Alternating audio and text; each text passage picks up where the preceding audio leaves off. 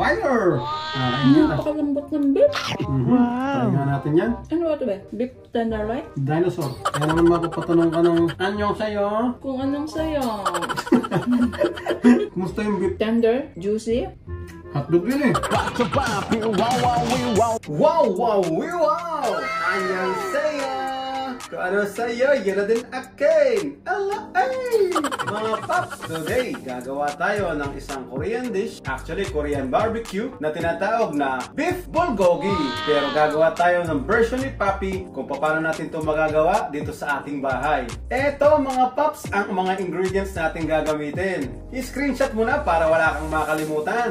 Once na ma-prepare mo na lahat ng ingredients, bago tayo magluto, mag-marinate muna tayo ng ating beef. At ganito natin yan ginawa. Sa pagmamarinate naman ng ating beef, 3 tablespoon ng sugar, 1 tablespoon ng sesame seed, isang bulb ng garlic, mince lang natin yan mga papi.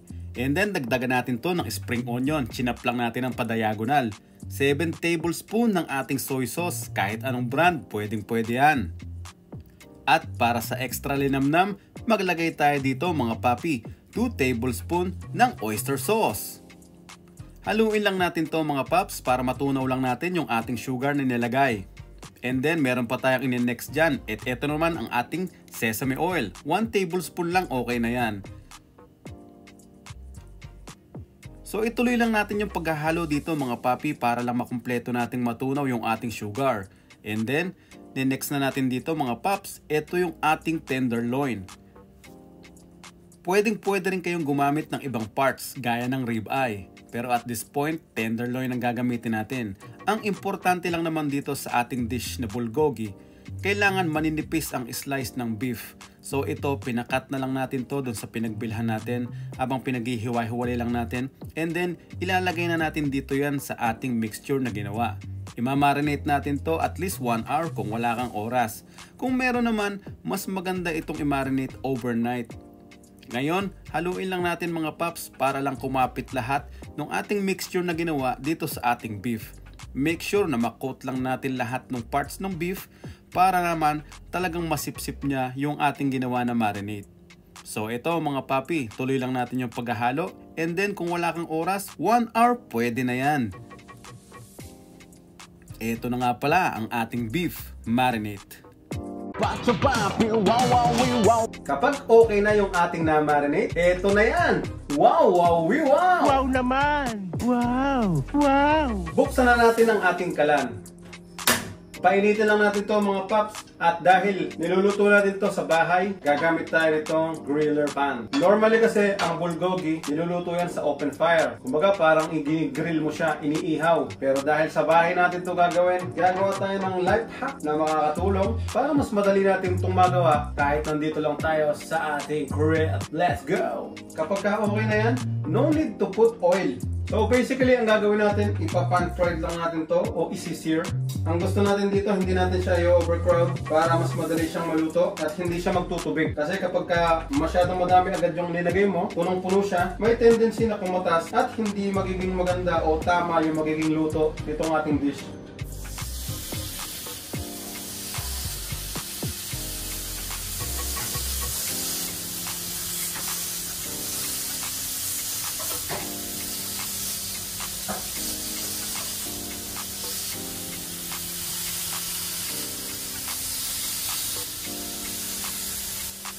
Annyeong sa'yo! Annyeong! Ito ang Korean! Yun din akin! Korean ko! So kung mapapansin mo, papi, parang nagkakaramelize siya, no? Normal lang yun kasi meron tayong nilagay na sugar dito mga paps. Ito nga pala yung apoy natin, mahina lang ha. Para naman maganda magiging luto na ito mga paps. So ang gawin natin dyan, hayaan muna natin na ma-sear. Lakasan ko ng konti yung apoy at ibig-ibig na niya magtubig, which is hindi natin gusto yun. Ang gusto natin dito, dry. Parang barbecue nga lang ang style. So ayusin lang natin mga paps ang pagbibili. Every once in a while, niluluto lang natin to. Parang kumakain lang tayo sa shabu-shabu na mayroong barbecue.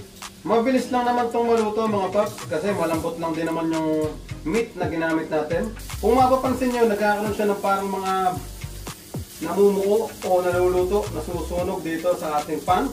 Okay lang yun. Kaya nga nang sabi natin, ito yung ating sugar. na nasusunog dito sa sa ating pan. Okay lang, huwag kang mag-alala tungkol dyan. So mga paps, okay na to. Once na mag-brown yung ating beef, pwede na natin hanguin. At next na natin agad dito yung second batch. Wow! Mami, ito na. Ano yan talaga yan? Second batch na to. Wow, ang bigat! Kakain na tayo? Oo naman. Saglit lang to. Mabilis lang to eh. Yummy! Beef bulgogi na napaka-easy. Wow, let's go! So yun mga papi, lutuin lang natin ito ng lutuin hanggang sa maubos natin lahat ng na-marinate natin. And then, kasama natin ulit dito si Patcha Mami para bigyan natin ng score ang ating beef bulgogi. Wow! 1, 2, 3, 4. Patcha Papi, yeah. Patcha Papi, yeah. Patcha Papi, yeah. Patcha Papi, wow. Patcha Papi, wow. Wow! Ito na nga mga paps, yung ating niluto na pambahay na napakabilis, napakasarap. Beef bulgogi!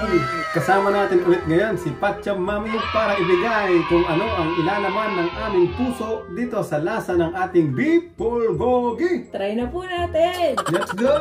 Ang pagkain naman ng bulgogi is meron tayo ditong side dish na kimchi at saka lettuce, no? So ang gawin natin dyan, Mami, sige, go ahead, gawin mo na yan. Excellent! Na fresh! Lagyan natin si Mami ng beef. Ayan. Tapos lagyan natin ng kimchi, no? Naman ito. Good. Yeah. Ayan. Tsaka, paano yan? Ipo-fold lang po natin to ng ganyan. Pag gusto nyong i-fold pa ulit ng paganon, saka nyo kagatin ng... Baliktad Baliktad dumali, ano? Pero goods. Nakakain kita. Napakalambot ng beef. Try nga natin yan. Ano ba ito ba? Beef tenderloin? Dinosaur. Tenderloin ang ginamit natin dyan. So, gayahin na lang natin si Mami. Paano ginawa niya? Gayahin natin ng kimchi. Pagkakanan ng ginamit nyo. Goods. Malutong yun, no? Belga mga kimchi. Kimchi. Alright. Fire! Napakasarap. Wow. Kaya naman mapapatanong ka ng anyong sa'yo. Kung anong sayo.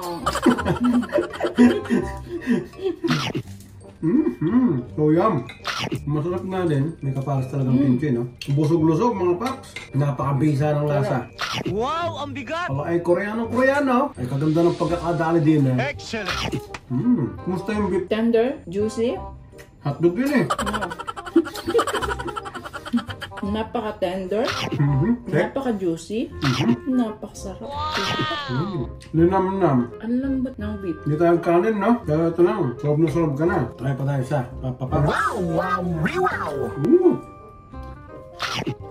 Ito naman, try din natin with the sauce na gusto natin. O kung meron din kayong mga pickles dyan, pwede nyo isama yan. Pero ako, try ako dito ng extra hot sriracha sauce. Wow! May Meron sauce naman. agad. Wow naman! Ito po yung bulgogi. At parang napakadali niyang lutuin na papi. Kasi ang bilis mong ginayak eh. Mabilis lang. Ang bilis mong ginayak, tapos ang bilis mo din niluto. Mabilis din kainin. Kasi sobrang sarap. Magugustuhan ng mga kagaya ko. Correct, mga pap, sarap. Favorite ko yung kimchi. Favorite mo rin ba yun, Mami? Siyempre. Okay. Huh? Wow! Wow! Ang sarap. Number 1. Yun, kung ganun lang din naman ang hinahanap nyo, hindi na kayo kailangan pumunta pa ng Korean restaurant para makatikim nito. Dito lang, sa mismong sarili nyong bahay. Kaya nyo rin magluto ng beef bulgogi kasi napakadali lang, napakabilis. Magbibigay lang tayo ng time para mag-marinate. Pero tungkol sa ibang bagay, lahat mabilis, lahat masarap, matipid, mura. Overall, wakame masay dito sa ating anyong sayo beef bulgogi na sobrang sarap. Meron pang mas masarap dyan, papi. Oh? Alam mo kung ano yon? Ano yun? Ang mag-subscribe sila sa channel natin. Wow! Subscribe na po kayo sa Patchang Papi. Let's go mga paps! Kaya naman mga paps, kita-kita ulit tayo sa susunod na video. Ito si Patchang Papi at ito naman si Patchang Mami. Wow! Patchang Papi, yeah! Patchang Papi, yeah! Patchang Papi, wow! Patcha Papi, yeah. Patcha Papi, yeah. Patcha Papi, yeah. Patcha Papi, wow. Patcha Papi.